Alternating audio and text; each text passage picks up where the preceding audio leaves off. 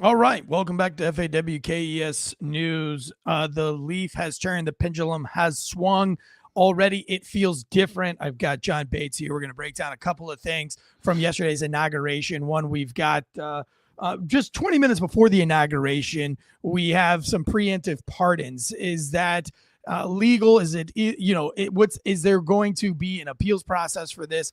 What does that look like going forward? Also, we have to talk about this crazy salute from Elon Musk. And then we're going to finish off with Trump's work ethic. Already things are changing. Executive orders are flying out. There's going to be so much. And this is why FAWKS News is so fun. And this is why this is going to be just an epic year, because there is just no shortage of news to bring you guys. So without further ado, let's jump into today's show, brought to you by ghostbed.com/Wolfpack. Make sure you head over to GhostBed, use the promo code Wolfpack, get you sleep so good it's scary. You're going to need it. You're going to need a good sleep for this whole entire year, because it is getting crazy. First, John, good morning, good afternoon, whatever. I don't know what time it is out west. I know that it's 20-something degrees here. It's negative 20 where you are. Mm-hmm. So I'm going to get this out. I'm not going to waste any time. I know we want to talk about these preemptive pardons, because it's a really big deal, and there's a lot of questions, and I know there's a lot to say. But I want to get you haven't seen this yet. You were at work. I want to show you this clip really quick, and then let's talk about it. I have a couple of things to say, but I would like to just, one, it shows two things. It shows autism in real life. It shows nerds in real life. And then it also shows what we always talk about on the Felder Stop podcast, what happens when adrenaline takes over and you just kind of are just doing things. But I will play this and you tell me what your thoughts are. Go for it.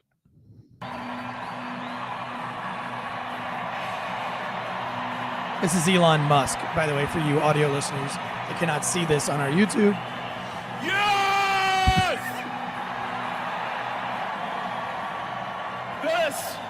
This is what victory feels like. Yeah! And I would just, hold on, I'm going to go back to that, but I just want to stop right there and just say that, one, this is from a guy who has like no sports teams. I guarantee you, he doesn't watch any sports. He doesn't watch it. So he doesn't really know what victory feels like. Like legit, this is the first time he's won a Super Bowl, or he's seen his team win a Super Bowl. And this was no ordinary victory. This was a fork in the road of human civilization. Okay. Now, is that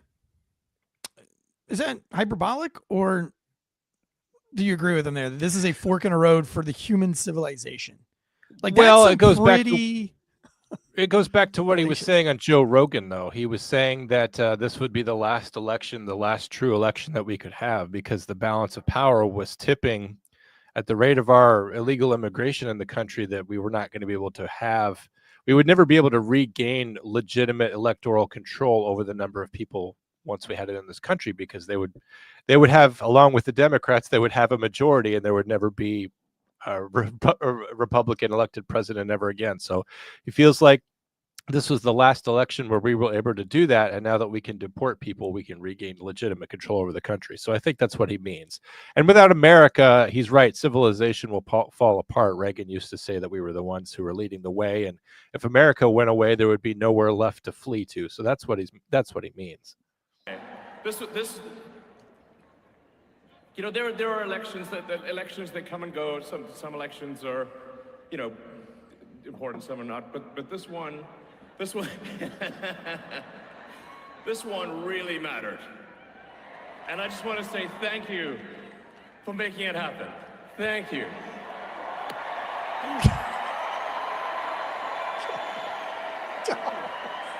My heart goes out to you.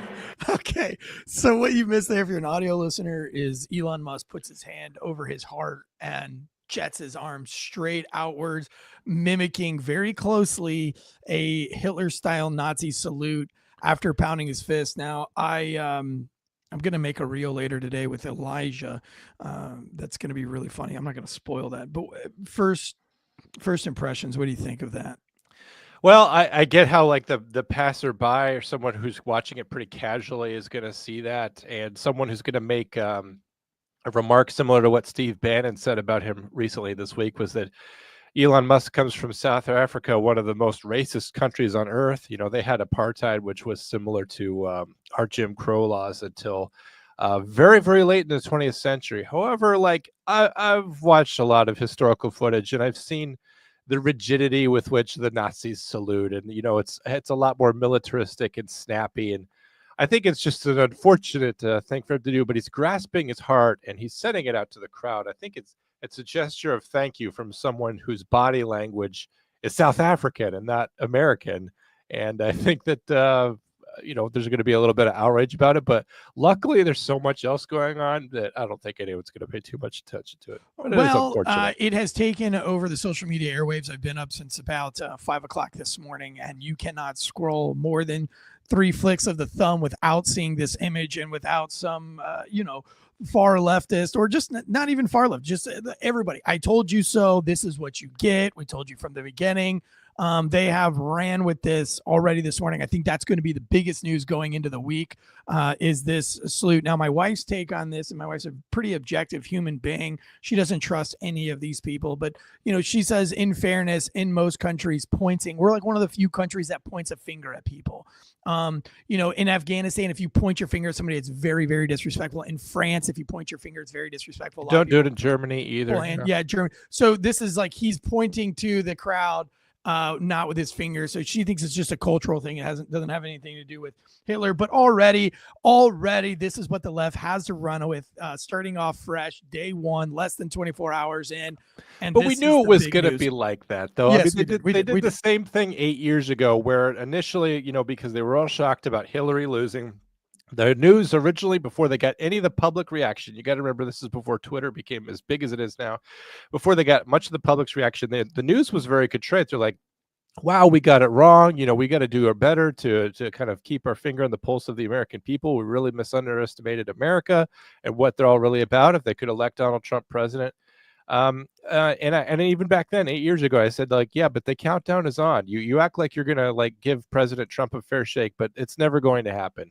And, we already know who Donald Trump is, and we already know how the reaction is going to be. And it's not going to be long until we're facing another Charlottesville situation where there's going to be overt accusations of racism, because it's the only card that they have to go to. It's the oldest play that they have, trying to put us on the defensive. And the best thing that we can do, and when I say we, I mean the majority of Americans who have elected Donald Trump to the presidency 3 times, is just ignore this shit. Let them feel better about themselves by saying, I knew he was racist, and then let's move on. Let's not even indulge this, because we know that that's not what he's doing. He's not going up there and consciously evoking Adolf Hitler. No, but I am in it for the memes, John, and I think the memes are, this is a war of memes, and we are in the 2025 in World War meme, and so this battle would be lost. This battle, we have to chalk it up as a loss. I was actually told by an instructor, a jiu-jitsu coach, that he loves the Vikings tactics, and that the Vikings weren't necessarily great fighters or great conquerors, but what they did was they got in, they did what they did, and then they just got out. Win or lose, they never stayed in one spot. They just kept moving. They didn't stay in one spot because they're the only civilization that never used maps. So, I mean, there's also other sides to it. On this one, I'm going to take a page out of the Viking playbook, and I'm going to chalk this one up as a loss. We're just going to move right on. We're not going to stay on it. We're just going to move on to the next thing. But I did like the enthusiasm. I'm going to keep playing this clip out just for a second, because I do think a new page has turned almost overnight. There was a difference in chatter in the locker rooms yesterday at the gym. The rhetoric on Instagram, for better or worse, is different. It just feels like freedom of speech. Saturday Night Live was better this week than it has been. So I'm going to just play out the rest of this clip, because I think the enthusiasm there is kind of inspiring. It's contagious. My heart goes out to you. That does look bad, though. It is thanks to you He's sending his heart out to that them. the future of civilization is assured. Thanks to you. I like how he has bedhead, too. Safe cities, finally. Safe cities. Secure borders. Sensible spending. Basic stuff. Basic stuff. And we're going to take Doge to Mars. He is like a little kid, isn't he? He's like a kid. Watch, he starts. I mean, can you imagine how awesome it will be to have American astronauts plant the flag on another planet for the first time? Bro, this is like my 9-year-old. This is like my 9-year-old. Like, Dad, could you imagine? Can you imagine if we went If we skating could go and to went Mars? to McDonald's? Could you imagine if we got to Mars and there was Reese's Pieces? The funny thing about it is that when I watched Trump's inaugural speech, and I watched it twice, is that when he mentioned, the United States going to Mars, that was like the most tepid part. We're all just like, do we really want to pay much money to go to Mars? I'm like, yeah, there's symbolic victory there, doing great things again as a country. But I felt like, the domestic agenda, everyone's really behind that. And then, there's a foreign agenda. We're going to really strengthen America's position in the world, Greenland, Panama Canal. But then we're all like, Mars, Mars doesn't really figure into the great thing. It doesn't figure in the great scheme of things. Let Elon go to Mars. And I say, let's us worry about planet Earth for now. Yeah. He kind of has almost like Down syndrome kind of look to him right now. Just so excited, so happy. Nothing can bring him down. He's just throwing out Nazi salutes and pounding his fist. So the reel I'm going to make today, and hopefully I can get it done quick, is I don't know if you remember in The Office when Dwight gave a speech. Yes, and, I remember that. I'm gonna put the wheels of history are greased with blood. I remember that. Yes. I really get that. Let me keep playing it. It's almost over. It's like 10 seconds left, but you're really going to get that Dwight Schrute kind of.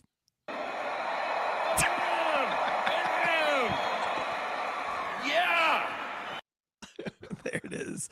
I love to see it though, man. Like I said, I like the enthusiasm going into the new year. There's a lot of optimism. And I thought that there was a lot of liberal media, leftist media, that all kind of said the same thing, that they were shocked and surprised about the optimism of the inauguration speech. And I thought that's exactly what Trump should do. Let's focus on the good things and move on from, what does Kamala Harris say? Unburdened by what has been. Yeah, let's be unburdened by what has been. I'm going to play one last clip and then we'll go on to the preemptive things. But just kind of give you kind of a glimpse of the only like real negative part of Trump's speech and how it just hit. Biden had a bad day yesterday. Just a bad day this week. There was the one guy who came out, and we probably should do a segment on it, and who told Biden that it was a bad idea what he did with the pipelines. And he was like, I didn't sign that. I didn't sign that exactly. And they're like, yes, you did. And he's like, no, I didn't. I didn't sign that. He's like, you did. And you're hurting Ukraine and helping Russia. Why did you sign it? He's like, I'm telling you right now, I didn't sign it. And he shows him the document. He's like, I didn't sign that. I didn't even read that. So it's like, it kind of goes to show you like somebody is signing these executive orders, and it's definitely not him. So we had that. And then we have the beginning of the inauguration where Barron Trump, who honestly, let's be real, stole the show. That dude looks like, he just looks like a superhero. He was tall, slick back. He reminds me of the kid, the handicapped kid on Game of Thrones. Wasn't his name like Baron or something like that? Sounds probably like a very Game of Thrones name. Braun the cripple, Braun whatever. But yeah, so Baron just looked absolute gangster yesterday. And there's a clip going around. I wasn't able to pull it, but he goes up to Biden, and Biden's got his, that very sad dementia smile that I don't know where I'm at. I just want some mac and cheese and some applesauce. And Barron Trump leans in and whispers to him, and Biden goes from this really weird grin to this very frumpy scowl, and Barron walks off with his chin real high and just is like got this head nod, like this vendetta has been served. And so I like it just. And it doesn't get any better because Trump leads off with this clip here. And I want you to look at Biden's face in the background and put yourself in his shoes. Could you imagine being anybody in that administration's shoes right now, hearing the future president tell the American public who voted for them in overwhelming numbers that this was your legacy? This is a legacy that you left behind. How embarrassing. That President Biden would go and pardon his whole family because that makes him look off my family. And I said, if I do that, it's going to make me look very guilty. I don't think I'd be. I'm sorry. Clip? That's my the clip. Wrong clip. That is your clip. This is my clip here. I'm so Restoration sorry. of America and the revolution of common sense. It's all about common sense. Look at Biden, the poor First, guy. I will declare a national emergency at our southern border. I enjoyed Kamala most of all. She just looks dude. She looks like she looks stoic. She looks like she cannot even believe she's here. I'm surprised that Michelle Obama didn't show up. Nancy Pelosi also not there.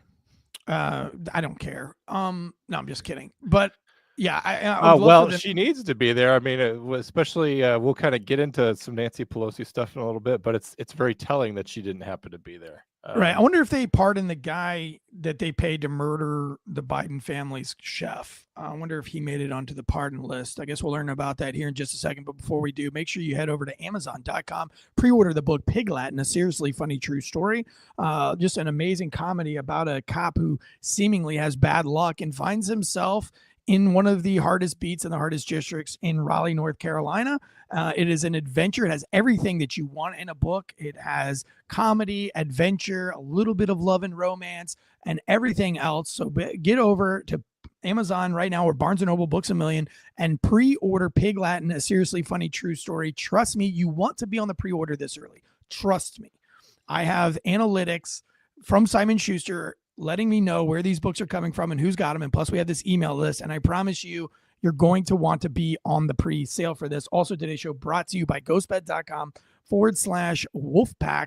So head over to GhostBed right now. Get you sleep so good. It's scary. Valentine's Day is coming. Get your loved one the gift that keeps on giving and giving and giving. No, I'm not talking about an STD. I'm talking about the gift of a good night's sleep. Okay, John, we have these Biden's preemptive strikes. My problem with the preemptive, preemptive pardons. This is crazy because we've never seen a president pardon somebody for something they may or may not have done. They haven't been charged with anything. So what he's saying here, and I think this is a dangerous precedent going forward, is it doesn't matter what you've done or what you think you might be accused of. I'm going to pardon you. So does that mean our presidents just get to like rape and pillage now? Maybe do a little bit of murder? Where do we draw the line? This is very, very strange case.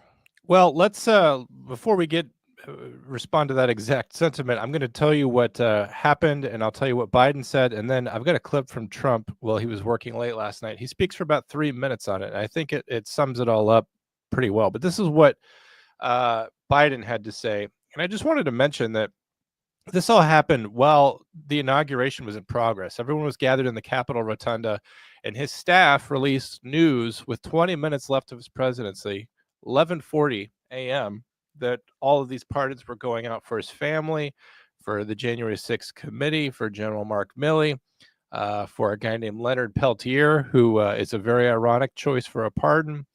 But Biden said, I believe in the rule of law, even though he's acting in direct opposition to that sentiment.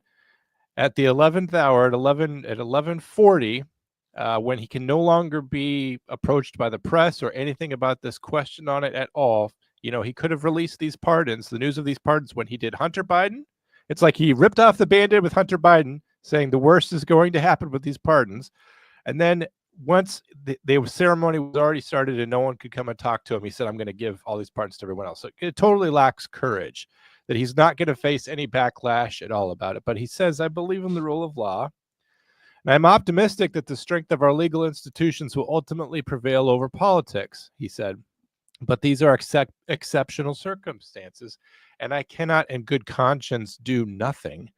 Baseless and politically motivated investigations wreak havoc on lives, safety, and financial security of targeted individuals and their families. Like the Trumps? Is that how you know that? Is it because you spent the last 4 years basically trying to destroy Donald Trump to prevent this exact comeback? Or destroy anybody that opposed them? Project Veritas, Ashley Biden diary girl who's now in jail for, this, just absurd case of a stolen diary, which was not stolen. It was found property, even returned to her by the police. Insane that he would think. Even when individuals have done nothing wrong and in fact have done the right thing and will ultimately be exonerated, the mere fact of being investigated or prosecuted can irreparably damage reputations and finances. Some people are not happy to have received pardons, by the way, because it implies that they're guilty. But last night, Donald Trump was speaking from the Oval Office. This clip's about 3 minutes long, but I think it sums up everything that Donald Trump has to say about it. So let's go ahead and play and listen. That President Biden would go and pardon his whole family, because that makes him look off my family. And I said, if I do that, it's going to make me look very guilty. I don't think I'd be sitting here, frankly. If I did that, I don't think I'd be sitting here right now, because I would have shown that you're guilty. But by pardoning his brother or brothers, by pardoning all of those people that he pardoned, by pardoning J6, the Unselect Committee, they destroyed all of the documents. They deleted all of the information. There's no information.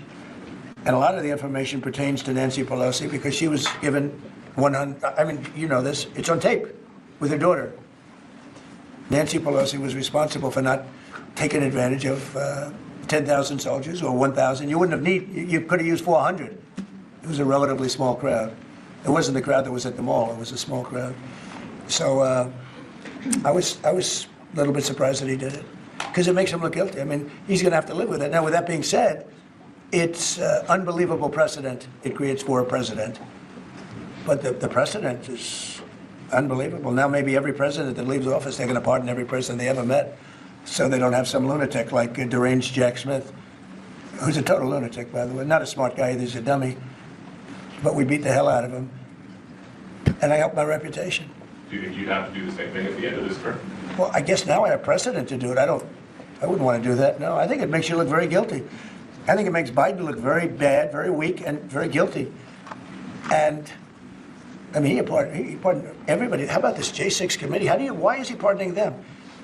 The reason is because if you delete and destroy documentation, everything, they have nothing, because they were guilty as hell. They rigged it. It was a rigged deal. And when you do that, they look very bad. But I was a little surprised he did it. Liz Cheney, I mean, she's a lunatic. And she lost by the greatest margin in the history of a politician running for Congress, like 40 points. The reason it was the greatest is because anybody losing that badly is going to drop out. But she's a nut job. She doesn't drop out. You know, she just keeps chugging forward. And she lost by almost 40 points. That's the biggest number anybody's ever lost by. But why would Biden do that? He pardoned her and pardoned everybody. The reason is that they destroyed documents. And if you're even in a civil case, which this wouldn't be, I mean, people go to jail for a long time for doing that. What's this one? That's unleashing. So the counterpoint to this is that the idea is that Trump is going to be making a lot of decisions based off of reprisals, going after the Biden family. And what I would say as an American citizen is like, I don't want political retribution from either side. I do want people who commit crimes to be, I want them to be susceptible to the criminal justice system. And by him saying, I trust in our institutions, but these are exceptional circumstances, that's saying, I trust you, but I really don't. What he should have done is said, I trust our judicial institutions, and that the Biden family can weather any storm. We certainly have the money to do it, by the way. That we trust in judges and we trust in juries to handle these things. You know, he's talking about Donald Trump going after people for reprisals. He doesn't want the family to have to suffer or to be courageous or anything like that, or to overcome anything. But if the Biden family truly is above reproach, that they haven't done anything, then I say bring on the trial. Let's have it. Let's have our day in court. Let's say exactly what happened, and we can expose Trump as someone who's just going after us for political reasons. That's certainly what Donald Trump did. He certainly exposed that the persecution that was happening to him was for political reasons. But the Bidens cannot survive that same scrutiny. They cannot say that they're only going after us because we're Donald Trump's enemies. They know that if they're put under a judicial microscope for their behavior, that they'll be found guilty by any reasonable jury, that they engaged in influence peddling and all kinds of things to sell to the American people to enrich themselves. And they know they cannot withstand that process like Donald Trump did. So they telegraphed that they're completely guilty for all of this. It's a shame that there's really no recourse. Some historians and judicial minds are saying that he's well within his purview to issue things like this. But in the history of the United States, we've never had blanket preemptive pardons like this. We've never had so many people pardoned. We've never had so many members of a family pardon. And yeah, Trump said in that same press conference, you know, when I leave office, you know, will I have to do that? Well, we have precedent for that now. Now we have the situation where every president, when he leaves office, will he have to pardon everyone to prevent this kind of retribution going forward? And it drastically changes the country, and it's an ugly look. And I'm hoping that when Donald Trump leaves office, that he'll know that he can survive things, that he can weather things, that he's been a good chief executive. And I know that it won't leave him alone till his dying day, but he's a fighter. You know, we know that he wouldn't be in the position that he's in now if he wasn't a fighter and someone who doesn't give up. So I hope when he leaves that he doesn't issue any pardons for any Trump member at all, because we have to restore the normalcy of not excusing ourselves as we leave. Eric? Well, you know that I think obviously going forward, I think the Trump administration is going to focus on doing things the right way. And I think that is something that they have been striving to do since he became in the president. And, you know, it goes back to saying that, like, sometimes when you are given responsibility, you do change. For example, I started a family vlog called Be Feral. It's all about homeschooling and families.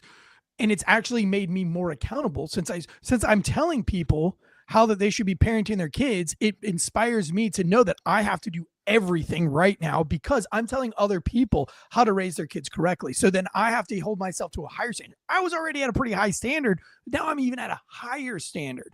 I'm holding myself, like, I'm staying off of my phone as much as I possibly can. I'm trying to do things and be the example that I'm preaching on YouTube. I think that the Trumps, are unlike the Bidens, where the Bidens got in control and they doubled down on their criminal behavior.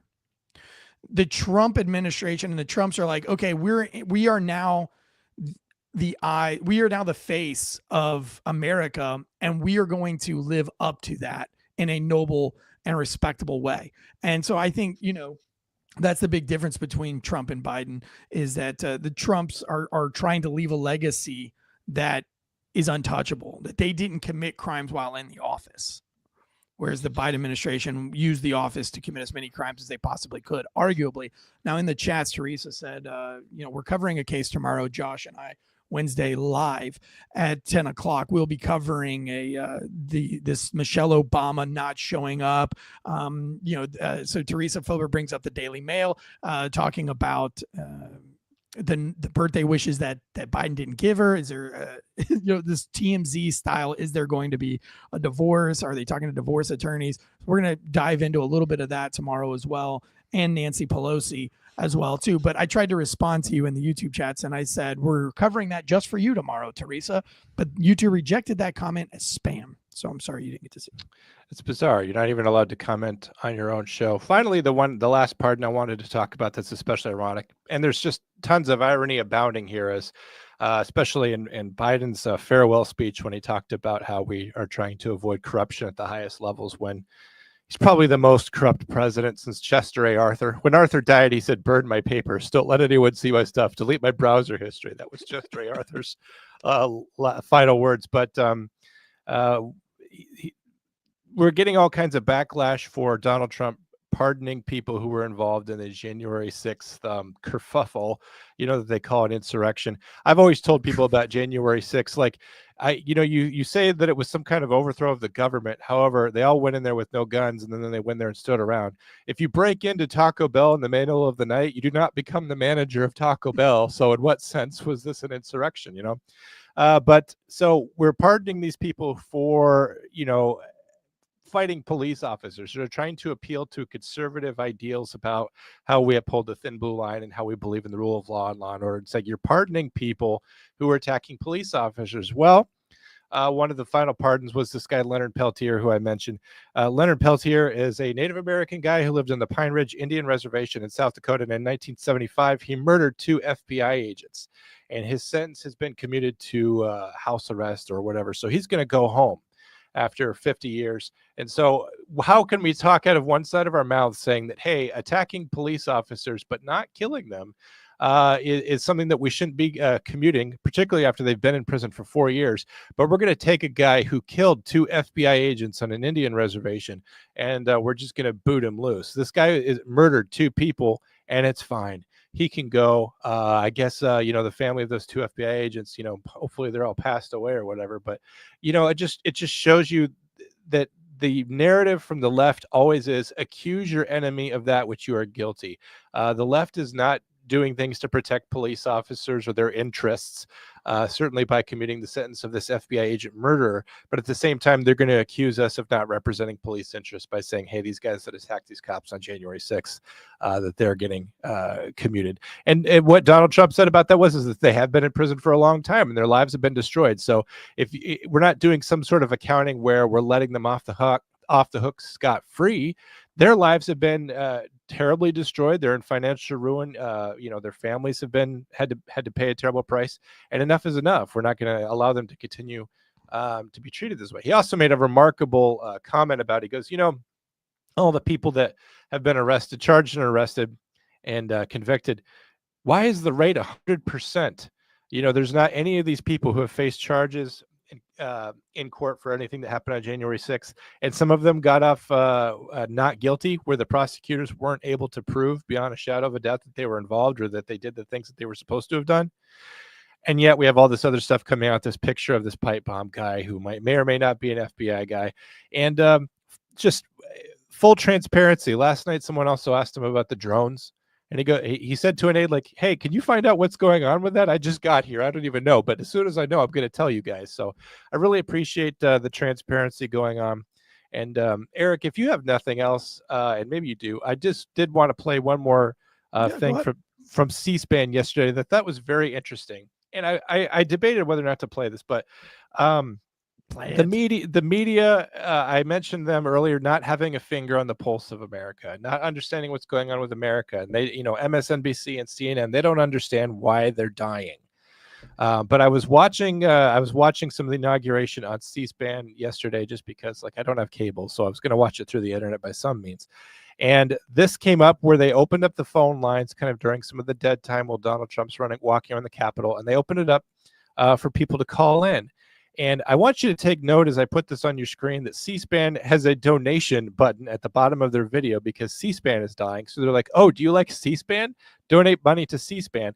But they're going to take some commentary from some callers about what's wrong with C-SPAN. And I want you to listen very carefully to their response. Charged with. And so that made me really happy that you started talking about that, because the regular media isn't going to talk about it.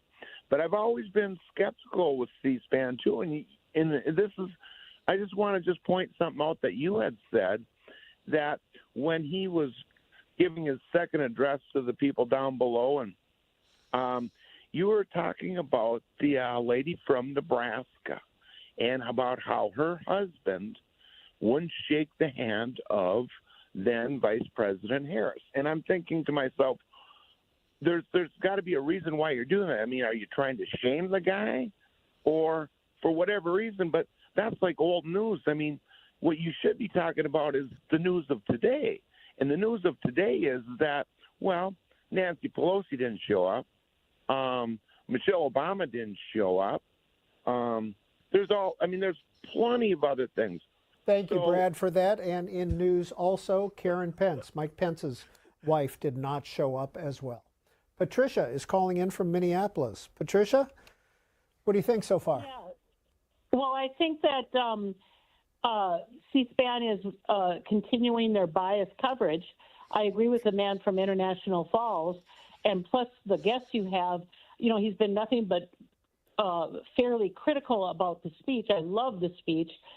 President Trump is informing people, a job that C-SPAN should have done for the last 4 years, of all the corruption and negative and horrible things that the Bidens have done.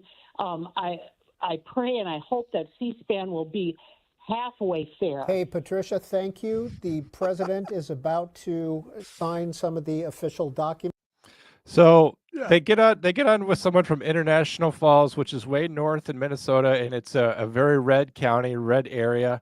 And he wants to know what you think. And he goes, well, you guys don't talk about all this old stuff, but you're talking about old news. You're not talking about who's not there today. That Michelle Obama is not there today, that Nancy Pelosi's not there today. And he goes, yeah. And Mike Pence's wife also wasn't there today. Moving on. Let's go down to Minneapolis, a den of Democrat thinking. Let's see what they think. And she's just like, oh, I agree with the guy with International Falls. You guys have been terrible. You're criticizing Biden. Are you criticizing Trump because his inauguration speech sounded like a campaign speech? Well, it's because you guys won't report on what the Biden crime family is up to. And I guess my thoughts on the inauguration speech was it did sound very political and unlike others, but you have to understand the presidency of Donald Trump literally is the answer to the question of what's going on in Washington and why. And it's in a redress of grievances. It's us. We're not just saying we want to change. It's saying we want to attack these problems that have been caused the last 4 years on every field, international problems, local problems, economic problems, society and cultural problems. We have said that Donald Trump is the answer to that. So when Donald Trump gets in there and he talks about it's not going to be one of these flowery unifying the country and looking forward to the future things, he's setting out his agenda right away. And C-SPAN and other people didn't like that. They said it was a laundry list of grievances, but it's just him getting ready to go to work. And the mere fact that we have clips of him working late into the night was wonderful. And I also enjoyed the moment last night, Eric. I don't know if you saw it, but the reporters are all gathered in his office. He's signing executive orders, just flying away. And people are talking to him. And he says at one point to the reporter, he goes, did Biden ever hold a press conference like this? And they're like, 0 times did he ever do that. And someone says, hey, did Biden leave you a letter? He goes, oh, I have no idea. I don't know. Where would that be? And he looks at the desk drawer. He goes, "Oh, it's here. I'll read it later." You know, he doesn't care because he knows he doesn't fucking say anything important. Well, I mean, like it's refreshing to see that like we now have a president that doesn't have spaghetti noodles for brains and is able to not only sign executive orders but read those executive orders. Probably had a hand in writing those executive orders, and he still has the wherewithal to answer questions from the press, which is something we haven't seen for a while. Ginny says, hello, Jenny, saying hi and creeping while doing work. Well, that's all right. It's okay to voyeur in on this. That's fine. We appreciate you. And hopefully you get all your work done. Hopefully you're working as hard as Trump did last night till wee hours of the morning. Tomorrow on Fox News Live on our long show with Josh, Deadleg Media, we will be covering those laundry list, quote unquote, of executive orders. Some of them just off the top of my head right now being that there will be no protection for trans folks in prison. Basically, you're either a male in a male prison or you're a biological female in a female prison. That was a big one. Also sending troops directly to the border to begin wrapping up the border crisis is another big executive order. Eric, also, what did you think about all the armed forces, the service members who were dismissed for not getting the COVID vaccine? They're getting reinstated with back pay. Insane. And you know what? I said this. I'm going to cover it tomorrow. How proud I am of all of you who did that. Well, you guys should get your own memorial. To be honest, you're vindicated today. Guys are the real hero. The guys that you stood, not only were you willing to give your life for the freedom of America, but you sacrificed your pension for the freedom of America. You really put your money where your mouth is on that one. And I salute you. Honest to God, if you're one of those people, reach out to me. I owe you a debt of gratitude. Please reach out to me and call. But tomorrow's show is going to be all about that. We really appreciate it. Listen, if you want to see Fox Media grow, Fox News grow, we have a lot coming out in 2025. This is going to be such a big year for us, and we're extremely excited. I wanted to mention this on how big this show has gotten really quickly, and just Fair Stop in general. We saw that C-SPAN clip that you played, John, and it had raised $2.1 thousand. Still 30 days remaining. You guys raised $3,000 in one episode for a We Defy for We Defy Foundation that gives scholarships for Brazilian Jiu-Jitsu to wounded veterans or disabled veterans, combat disabled veterans. You guys at one time gave $1,000 for me to get a mullet in one episode. We raised $1,200 in one episode for Sentinel Foundation, and we didn't even ask for the money. So here you have C-SPAN, who's only got 2.1 thousand, and I don't know how long that campaign was going, but their goal was 2.5 thousand, and they were only at 2.1 thousand. Like, if I asked you guys right now for $2,000 between Failure to Stop and Fox News podcast, it would be in the Venmo, the Cash App by Friday. I don't do it because I would never take advantage of that. I don't hit you guys up with charities very often, maybe 1 or 2 a year that I hit you guys up with. But it just shows you like how C-SPAN is dying out. Legacy media is dying in general. Well, you know why, though? I mean, the people who are watching C-SPAN fucking hated it. They were only watching C-SPAN because they just wanted to watch just coverage of it without any, over the top commentary from Rachel Maddow or whatever. And if you're not big into Fox News, C-SPAN just public? Why isn't it just public access? Like, why can't it just, remember back in the day when they had public access that would just film with almost zero commentary, except maybe to explain what they were saying. Do you remember public access TV? I where it would remember have, that. like, city council meeting, extremely boring. Yeah. But like that would be amazing. To be fair, for right C-SPAN 2 did have it with commentary, but what I thought was hilarious yesterday, it's funny you bring that up because I was watching this and he kept saying his lead off every time he would come on and talk, you know, like they're walking to and from the helicopter, they're walking through the Capitol, and just kind of these moments where nothing's really happening. And he's like talking about what the agenda is for the, he's just like, just so you know, if you don't want to hear my annoying commentary, you can go over to C-SPAN 2 where everything will be shown without commentary. He kept saying, if you want to watch without commentary. So it's like, he knows. I mean, I get that there's double coverage on C-SPAN and C-SPAN 2. Of course, C-SPAN 2 is not going to be covering anything else happening. There is nothing else happening in government that day. But he kept just saying, like, hey, if I'm grading you, please don't leave. Don't go to Fox. Don't go to CNN. Right. You could watch it with no commentary at all on C-SPAN 2. So they need just like a public access for a thing like C-SPAN where they don't have to worry about advertisers. Like, it's just, you know what I mean? And then that way they don't have to paint like some kind of a picture, which C-SPAN 2, good on them for doing that. But like, I just feel like C-SPAN in the last 15 years is not what C-SPAN was when I was a kid. Maybe I'm just more mature now and I see it. I don't know. But, you know, C-SPAN is pretty biased at this point. Well, the problem is that you say, you know, you want something that's like, not corporately run, nothing that's run by advertising. What you get is public broadcasting, and then what you get is government propaganda. And we know who runs. We know who runs public broadcasting. And to be honest, if it was up to me, if I was in any kind of position, I would completely eliminate public broadcasting. It's Sesame Street's over and done. If it's up to me, that's all over. You know, I got my start in public access TV when I was 17 years old. But I never knew that. Yeah, I'll tell you the story later on in life. Listen, guys, it's been a really great show. FAWKES News. We need you to like and share, but more importantly, we need a 5-star rating and review on iTunes or Spotify. If you're one of these guys in the live chat and you haven't done that yet, please just go to iTunes or Spotify, look up the show, listen to the episode, put it on mute. If you've already heard the episode, give us that listening time, give us that 5-star rating and review. Our goal for 2025 is to get this show on the charts. We got as high as, I think, number 12 or 16 on Failure to Stop for Amazon, for Apple Podcasts. And that was huge. And we've also gotten in the like top 20s in Spotify. We would really like to see that for FAWKES on audio. So please head over to your audio platform. If you're on the audio platform, just leave a 5-star rating and review. It's the hardest thing to do in podcasting is to get that 5-star rating and review, or to get any rating or review. It doesn't have to be 5 stars. I mean, if you listen to it, but you want to make some, you know, corrective, you know, create constructive criticisms, just leave some comments.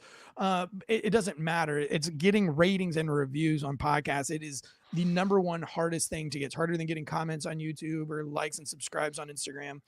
So if you do that, just know that you are going over and beyond, and we do really, really appreciate you. Also, anybody that pre-orders or is on that email list, you guys are going to get something special. You guys are going to get something back for being there on that OG list. So I'm probably going to wrap up the OG list here pretty soon, but we are really making a push. The book doesn't come out till August, but I'm really trying to show Simon & Schuster that the Wolfpack is leading the charge on advertising, and that we're doing, you know, that we're all in on this thing. And that way they get me on even bigger shows coming for the media marketing tour that they're trying to put together. So it would really just help me out, guys, if you pre-ordered the book. I know that's a lot to ask.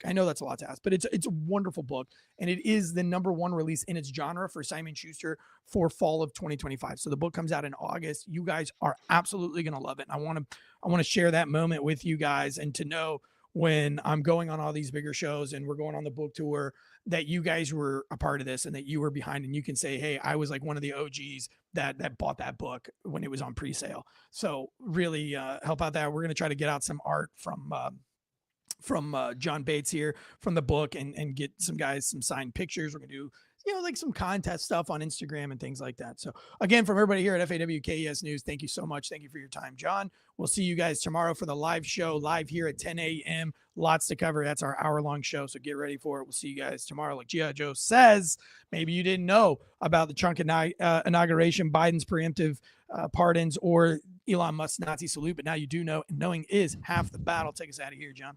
See ya.